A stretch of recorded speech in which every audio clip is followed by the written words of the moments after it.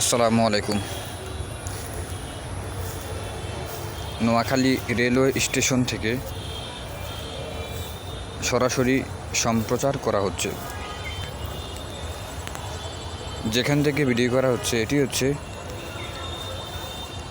নোয়াখালীর সোনাপুর থেকে যে লাইনটি, আমরা যেটাকে সোনাপুর বলি আর সরকারিভাবে নোয়াখালী স্টেশন বলা হয়, এখান থেকে যে লাইনটি দক্ষিণ দিক হয়ে, এই যে দেখেন দক্ষিণ দিক হয়ে ঈসাখালী পর্যন্ত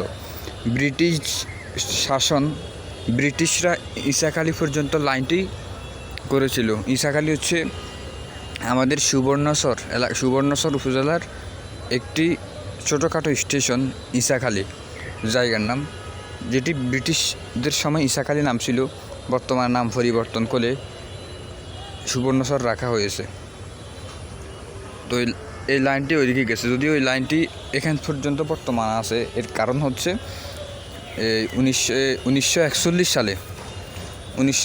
সালে এবং 1939-41 এই 2-3 বছর নোয়াখালীর দক্ষিণ চরাঞ্চলীয় এলাকায় যে নদী ভাঙ্গন দেখা দিয়েছে, নদী ভাঙ্গনের কারণে এই নোয়াখালীর সোনাপুর পর্যন্ত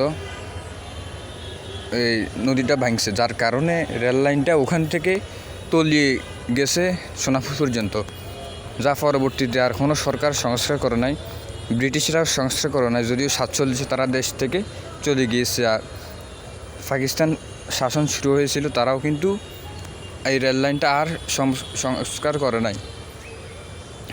আর পরবর্তীতে বাংলাদেশ স্বাধীন হওয়ার পর থেকে বাংলাদেশ সরকার ওই রেল লাইনটা সংস্কার করে নাই।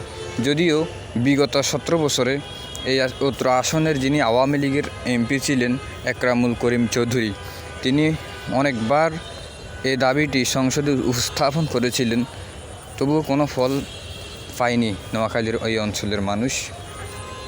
এই দেখেন রেল লাইনটা কিন্তু ওই দিক থেকেই এসেছে। আর এখানে দেখেন, কারণ হয়তো আপনারা ভাববেন এটি লুফ লাইনের যে সংযোগ, ওটা না, আমি আপনাকে দেখাচ্ছি। ওই 2 নম্বর লুফ লাইনের সংযোগ ওখান থেকে ভাগ হয়েছে, আর 3 নম্বর লুফ লাইনের সংযোগটা এখান থেকে ভাগ হয়েছে।